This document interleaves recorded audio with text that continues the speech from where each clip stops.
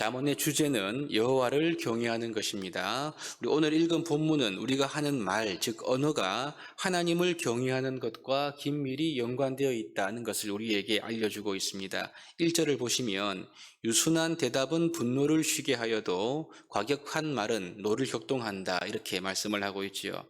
잠언에서 보면 보통 이 지혜가 여호와를 경외하는 것과 이렇게 연결되어 있는데, 그런데 이 지혜가 어떻게 우리 안에서 나타나는가 했을 때 그것은 우리의 말을 통해서 드러납니다. 즉 우리의 언어와 하는 말을 통해서 이 지혜가 그 능력과 그 영향력을 드러낼 수가 있다는 것이지요.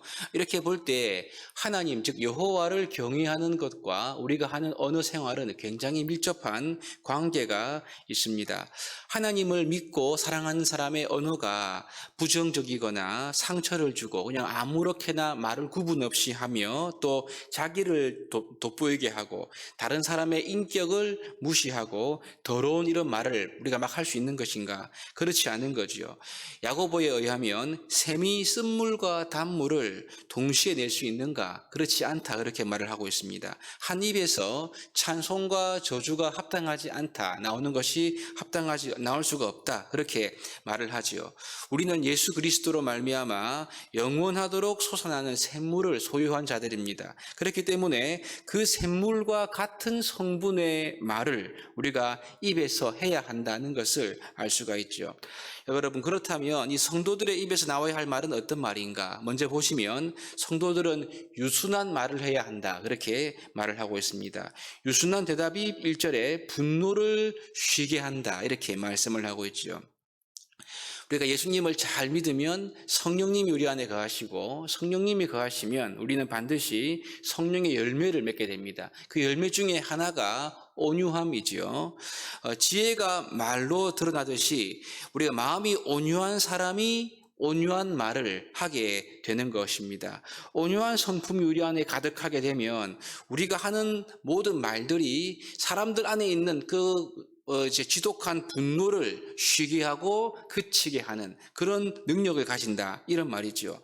이와 반대로 우리가 분노에 사로잡히게 되면요, 사리분별을 제대로 할 수가 없습니다. 실수하고 또 죄를 쉽게 범하게 되죠. 그래서 분노의 말은 보통 상대방의 화를 돋굽니다. 노를 격동하고 사람들을 자극하고, 그래서 과격한 말을 하는 경우가 많죠. 이런 과격한 말 때문에 실수하고 심지어 죄를 범하는 경우가 커지는 것을 우리가 보게 됩니다.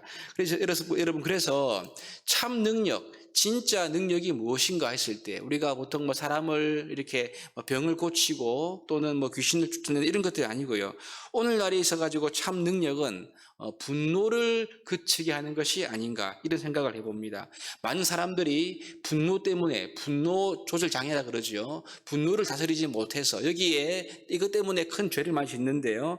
우리가 온유한 성품과 온유한 말에서 나오는 이 언어로 말미암아 사람들의 마음에 있는 분노를 그치게 한다면 이것만큼 큰 능력이 어디에 있겠습니까? 우리가 예수님을 참 사랑하고 잘 믿으면 성령의 열매로 우리 안에 온유함이 주어지게 됩니다.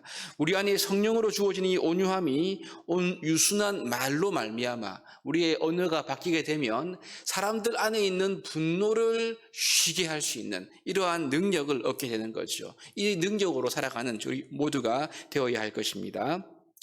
더 나아가 보시면 우리는 지혜롭고 선한 말을 해야 합니다. 2절 하반부에 보시면 미련한 자, 이 자는 곧 지혜가 없는 자지요. 그들은 그 입에서 미련한 것을 쏟아낸다, 이런 말씀을 하고 있습니다. 전 이 부분을 묵상하면서 쓰레기 분리수거가 떠올랐는데요. 보통 우리가 쓰레기를 버릴 때 음식물 쓰레기, 재활용 쓰레기, 일반 쓰레기를 구분해서 담아서 쓰레기를 버리게 됩니다. 근데 여러분, 만약에 이 쓰레기를 버릴 때 이 쓰레기를 분리해서 버리지 않고 다 함께 버린다면 어떻겠습니까? 이것을 나중에 분리할 때 굉장히 힘들지 않겠습니까? 즉 미련한 자에서 나오는 입의 말이 분리되어지지 아니한 쓰레기와 같지 않는가, 그런 생각을 해볼 수가 있는 것이지요. 반대로 지혜 있는 자의 혀는 지식을 베푼다, 이런 말씀을 하고 있는데요. 2절에 보시면 이 지식을 베푸는데 그냥 아무렇게나 베푸는 것이 아니라 선하게, 즉 좋게 지식을 베푼다, 이런 말씀을 하고 있습니다. 혀로 지식을 선하게 베푸는 이 말은 지식이 우리의 모든 지식들이 분리가 안 된 쓰레기처럼 그냥 막 베풀어지는 것이 아니고요. 혀로 지식을 바르고 좋게 사용한다. 이러한 의미가 이 말씀 속에 녹아 있는 거죠. 그렇기 때문에 지혜 있는 자, 즉 하나님을 경외하는 사람들은 언어를 통해서 지식을 선하게 사용할 수 있는 지혜로운 그런 능력이 있는 자들이지요. 그렇기 때문에 이런 언어를 통해서 선한 결과를 창출할 수 있는 그런 능력을 가진 자입니다. 마지막 4절을 보시면 1절과 비슷한데요.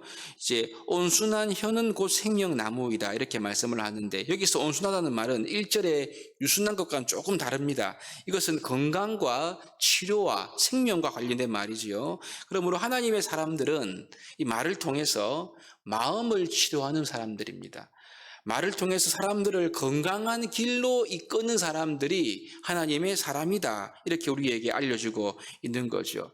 이제 예수 믿는 사람들은 그 생명나무와 같아서 생명을 주는 그러한 삶을, 그러한 역할을 한다는 것을 우리에게 말합니다. 반면에 패역한 혀, 즉 가시 돋친 말, 사악하고 왜곡된 말은요, 사람들의 마음을 상하게 하죠. 이것은 상처를 입혀서 순기능이 아닌 역기능을 하게 만든다, 이런 의미가 여기에 있습니다. 예수 믿는 사람들과는 어울리지 않는 그런 말이지요.